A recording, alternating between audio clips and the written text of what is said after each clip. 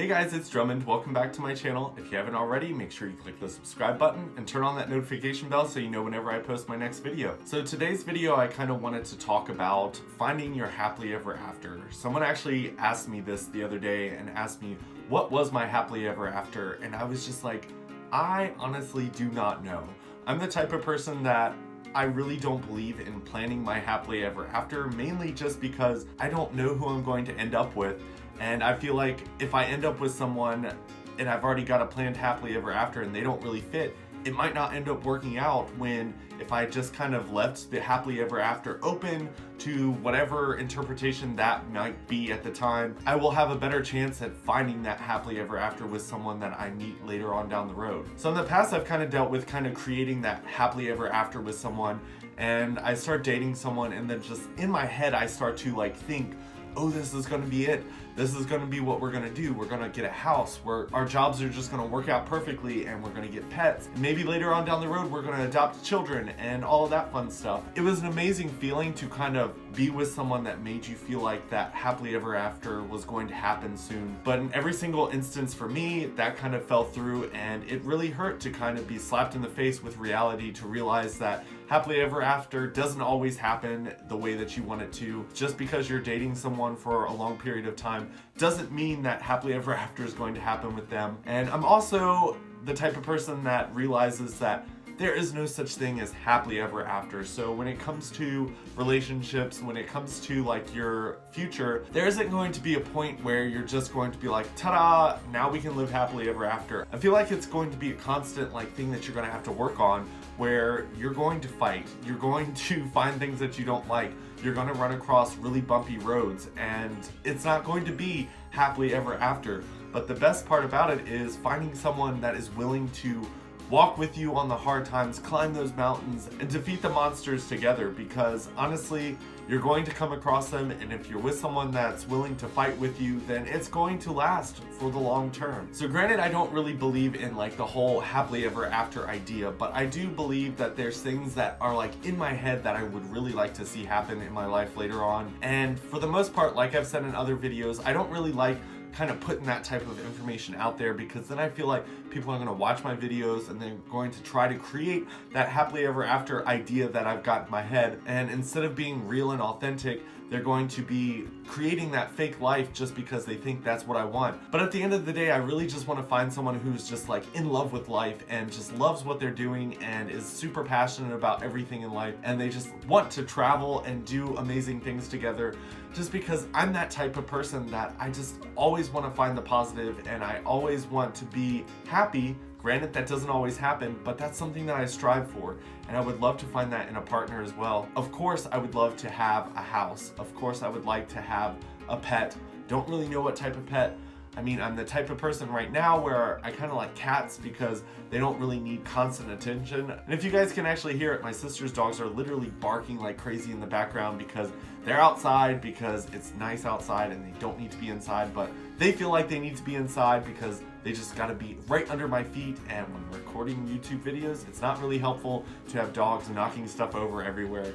So they're outside while I'm recording this video. I'll bring them in later. I don't mind dogs, so I wouldn't be opposed to having a dog in the future. I do feel like if I'm going to have a pet, the type of career that I'm going to have, or my significant other is going to have, is going to have to be one where we have a lot of time to spend with the dog as well. And that's exactly how I feel about children as well. I feel like if I'm going to adopt children, if I'm going to have a surrogate, however that ends up happening, I definitely feel like I want kids in life, just because I feel like when you get older, that's kind of the amazing thing about having kids, is that you get to watch them grow up, and it's just an amazing feeling to just kind of have that family. Because when you get older, of course, my sisters are going to have their own families, and I don't always want to be the person that kind of imposes on their holidays. I kind of want to have my own family that I can kind of go home to and celebrate holidays with when I'm older. But we'll get to that crossroad when we get there.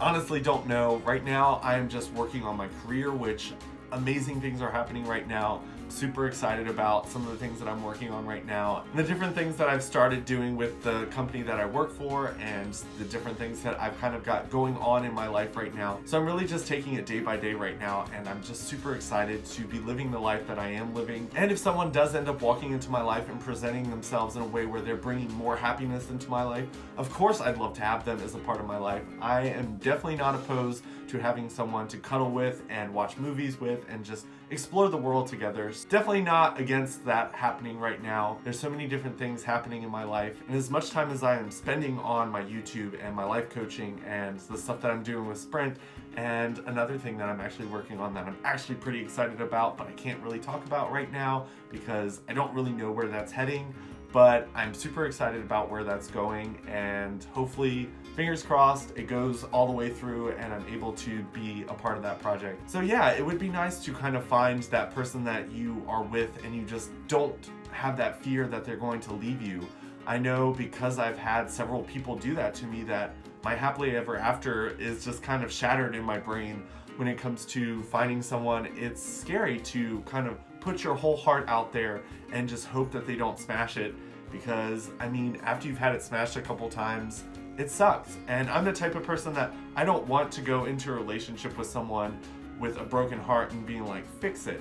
Or going into a relationship with someone and being like, I'm broken and you need to put up with it, and I've got lots of insecurities because of previous people in my life. I'm the type of person that I try to heal myself before I go back into another relationship. I feel like I've gotten to the point where I'm healed and I am not going to hold things against people. It's just hard to just kind of build yourself back up as a single person and then throw yourself back out there for someone to possibly break you into pieces again. But if you guys can't tell, I'm actually wearing my VidCon shirt from the year that I actually got to go to VidCon. I'm actually going to VidCon again this year, which is super exciting. Going with my friend Curly Hair Love, Cassie, if you guys know her by her name.